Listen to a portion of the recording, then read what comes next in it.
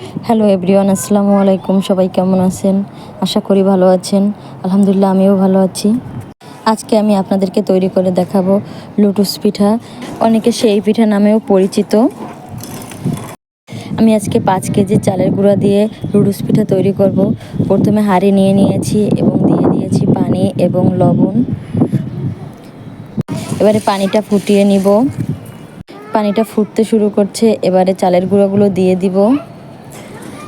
চালের গুঁড়োটা আমি একবারে দিব না, অল্প অল্প করে দিব, কারণ পানিতে কতটুকু চালের গুঁড়া লাগবে একবারে দিলে বুঝতে অসুবিধা হবে, সেজন্য আমি অল্প অল্প করে দিলাম।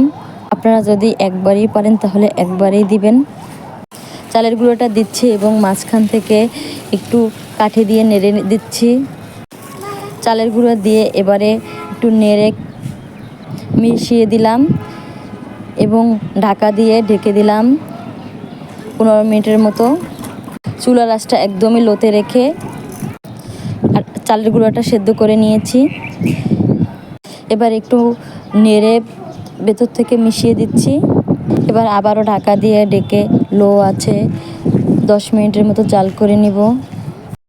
এবারে চুলাটা বন্ধ করে দমে রেখে দিব 5 মিনিটের মতো। 5 মিনিট পরে কাঠির সাহায্যে ভালো করে চালের গুঁড়াটা মিশিয়ে নিতে হবে। চালের গুঁড়াটা আমি পারফেক্টভাবে সেদ্ধ করে নিয়েছি। এবার একটু ঠান্ডা হওয়ার জন্য অপেক্ষা করব। বড় একটি গামলায় আমি চালের গুঁড়োগুলো ঢেলে দিলাম। লুটুস পিঠার জন্য একদমই পারফেক্টভাবে আমি চালের গুঁড়োটা সেদ্ধ করে নিয়েছি। এরকম ঝরঝরাভাবে সেদ্ধ করতে হয়। এবারে আমি এটাকে ছোট ছোট করে মুঠি করে নিব, যাতে মেশিনের মধ্যে দিতে সুবিধা হয়। সমগ্র গুঁড়াটা আমি মুঠি করে নিয়েছি। লুটুস পিঠা কিন্তু তৈরি করা একদমই সহজ। এই যে মুঠিগুলো তৈরি করেছি, এবারে মেশিনের মধ্যে দিয়ে এরকম চাপ দিব এবং উপর থেকে মেশিনটা একজনে ঘুরাবে, তাহলেই তৈরি হয়ে যাবে লুটুস পিঠা।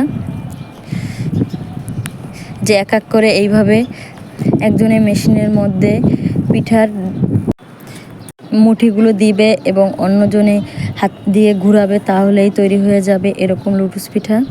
এবারে আমি একটি জালির সাহায্যে সেদ্ধ করে নিব। আপনারা চাইলে এখানে রাইস কুকারেও জালি ব্যবহার করতে পারেন।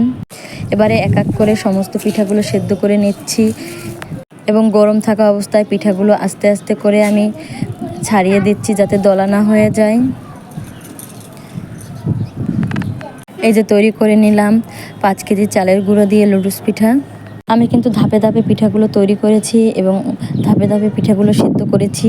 যেহেতু অনেক পিঠা, তাই একবারে কখনোই আমার গরম গরম লুটুস পিঠা কিন্তু হাঁসের মাংস অথবা গরুর মাংস দিয়ে খেতে ভীষণ মজা। আমি এখানে পিঠাগুলো খাওয়ার জন্য গরুর মাংস ভুনা করে নিয়েছিলাম। গরুর মাংসের এই রেসিপিটা আমার ডিসক্রিপশন বক্সে দেয়া থাকবে। আপনাদের কাছে আমার এই লুটুস পিঠা রেসিপিটা কেমন লাগলো অবশ্যই জানাবেন। যদি ভালো লাগে তাহলে অবশ্যই লাইক, কমেন্ট এবং শেয়ার করবেন। অবশ্যই কিন্তু আপনারা একবার ট্রাই করে দেখবেন। এবারে আমি আপনাদেরকে মাংস দিয়ে প্লেটে পরিবেশন করে দেখাবো। আপনাদের কার কার এই লুটুস পিঠা পছন্দ? আমার তো লুটুস পিঠা অনেক পছন্দ। আজ এই পর্যন্ত। সবাই ভালো থাকবেন, সুস্থ থাকবেন। আল্লাহ হাফেজ। আবারও দেখা হবে নতুন কোনো ভিডিও নিয়ে।